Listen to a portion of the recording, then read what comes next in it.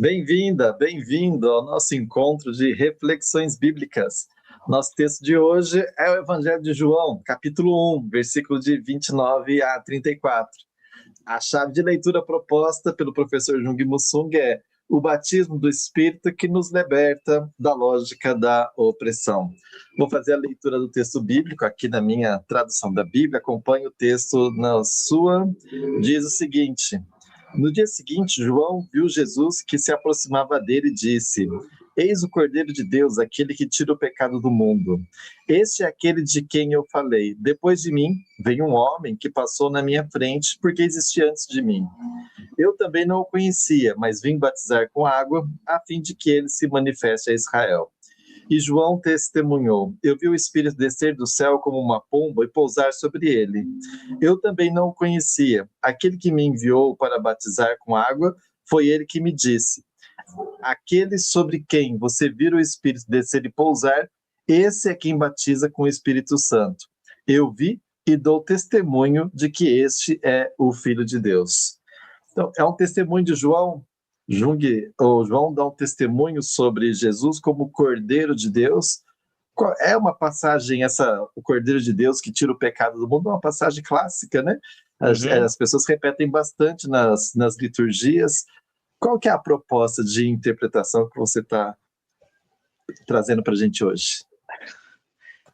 Uma interpretação não muito comum, né? Porque essa frase, né? Esse é o Cordeiro que tira o pecado do mundo, a gente escuta isso assim. Eu sou católico, desde criança eu escuto isso. Normalmente a gente não discute o que significa essa frase. E quando se discute, diz que Jesus perdoa, o que Deus perdoa. O que eu estou propondo é uma chave diferente, né? E é em torno da frase, que eu acho que é a principal, esse Cordeiro de Deus que tira o pecado do mundo. Mas para entender um pouco isso, a gente precisa entender assim, o Evangelho de João é um pouco diferente dos 3 outros evangelhos, e aqui começa já, o Evangelho de João já começa falando de João Batista, e João quer mostrar que Jesus é novo, tem algo diferente com a tradição judaica, né. Então o que o evangelho coloca é assim, apresenta João Batista, depois, antes de entrar em outra discussão, quem apresenta Jesus é João Batista. É interessante, né. Então, João Batista, esse é o Cordeiro, aquele que tira o pecado do mundo.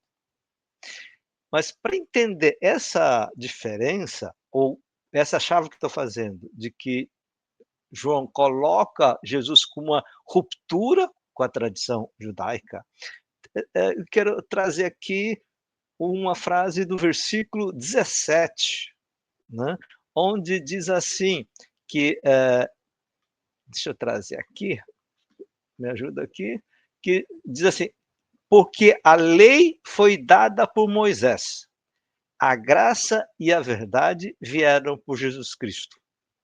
Isso é muito interessante, né? O Evangelho de João está dizendo, somos da tradição judaica, a figura mais importante da Bíblia até chegar do cristianismo, ao de Jesus, é Moisés. Depois aí outras grandes figuras, tal, mas o rei Davi, etc. Mas a lei vem de Moisés. Jesus não traz a lei, porque a lei já está dada, e a lei não salva. Essa é uma discussão que aparece em Paulo. O que Jesus tem de novo é a graça e a verdade. Eu acho que essa é a chave fundamental do Evangelho de João, né. E para entender isso, eu quero um pouco assim, essa frase, né, esse é o Cordeiro de Deus, aquele que tira o pecado do mundo. Essa figura de Cordeiro de Deus não existe no Antigo Testamento. Aparece algumas vezes no Novo Testamento, aparece fortemente em João, que é a novidade, cordeiro versus o bode expiatório. Quem estuda religião, e particularmente já leu alguma coisa do próximo René Girard, um grande pensador. Então, a figura do bode expiatório é uma coisa comum em tudo que estuda de religião. E a bode expiatório é a figura que a comunidade sacrifica a Deus, né? Até a gente usa esse, ele foi feito bode expiatório, isso a gente usa no cotidianamente para dizer aquele que levou a culpa. Né?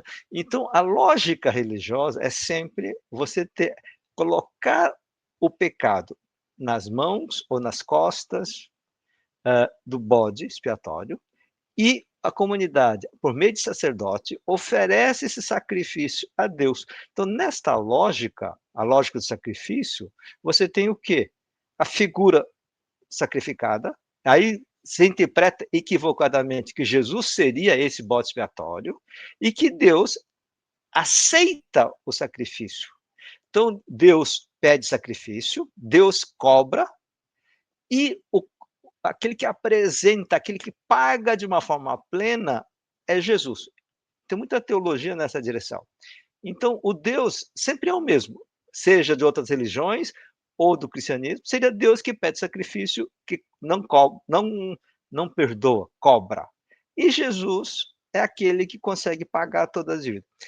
O que João está colocando, que Jesus vem de uma outra lógica teológica, não de bode expiatório e do Cordeiro de Deus, porque para o Evangelho, Deus não pede sacrifício. Nós já vimos isso em vários encontros, né? Jesus fala, vocês não entenderam o que Deus sempre falou? Deus não quer sacrifício, Deus quer misericórdia. Então, a diferença entre duas imagens de Deus, um Deus que pede sacrifício e um Deus que pede misericórdia e perdão. Essa é, então, a primeira questão. E a segunda questão dessa frase, interessante. Normalmente, a gente fala os pecados. Mas a frase que está aí é: eis o Cordeiro de Deus que tira o pecado. Tira o pecado. Então, nós temos duas coisas que precisamos ver aqui. Primeiro, Jesus não perdoa. Jesus tira. Essa é uma frase. Né? Quando comecei a estudar isso, eu não consegui achar, e ainda não é fácil achar pensadores que discutem isto. E essa é uma coisa importante. Então, sem entrar nessa grande discussão do qual é a diferença, primeiro, Deus não perdoa, porque quando Deus perdoa, Deus está cobrando e pede perdão. Cobra, depois perdoa. Aqui diz que o Cordeiro de Deus, o Jesus, tira. Isso é Deus. A lógica do pecado, a noção de pecado, o peso do pecado está fora, porque não é de Deus. O peso do pecado é resultado não da vontade de Deus, mas da opressão dos poderosos. Então Jesus está ensinando, né? O sofrimento dos pobres e dos chamados pecadores não é sofrimento, não é um pedido, não é uma cobrança, punição de Deus. Isso é dos opressores. Deus quer dizer, não, isso não tem nada a ver com o pecado. Isso tem a ver com injustiça.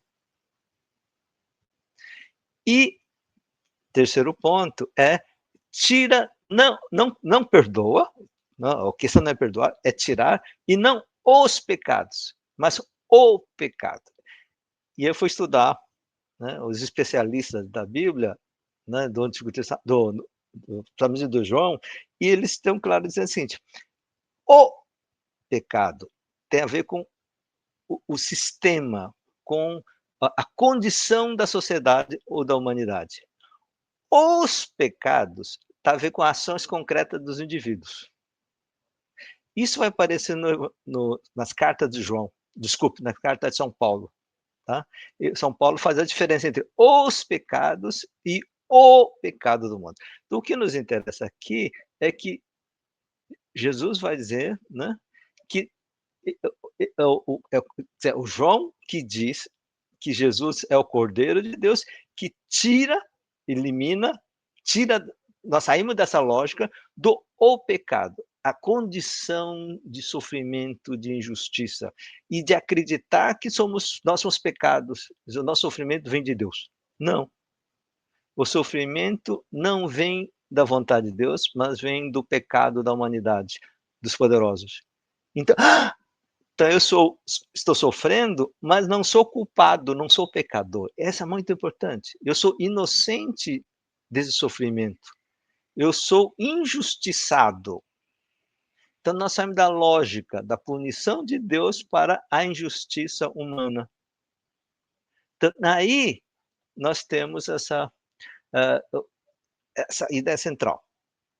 João Batista dizendo, esse é o Cordeiro que nos mostra que o caminho não é do bode expiatório, mas é da lógica da misericórdia, e nessa lógica da misericórdia de Deus, nós saímos da esfera do pecado do mundo, então nós fomos limpos ou libertos disso, ou tirados disso, e nós descobrimos que o pecado vem da injustiça.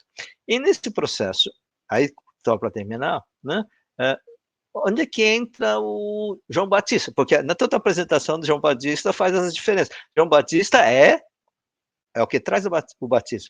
Mas João Batista, eu não sou, o verdadeiro é Jesus. E aí uma coisa interessante no Evangelho de João Batista, diferente dos Evangelhos de Mateus e Lucas, e Marcos e dos 6, né? Marcos, Mateus e Lucas, né? Essa ideia de que João Batista diz, ele viu o Espírito de Deus baixar. Então, e aí ele diz, o batismo não é de água, mas do Espírito, que vem não da tradição da religião de Israel, mas do próprio Deus. Isso, qual é a questão? Toda religião, toda comunidade, todo povo precisa de ritos religiosos, porque é cultural, para poder expressar. Então, na tradição judaica, a gente expressa isso com ritos d'água.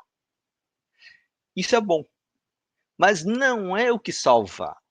Você não precisa ser judeu para fazer isso, para entrar no batismo.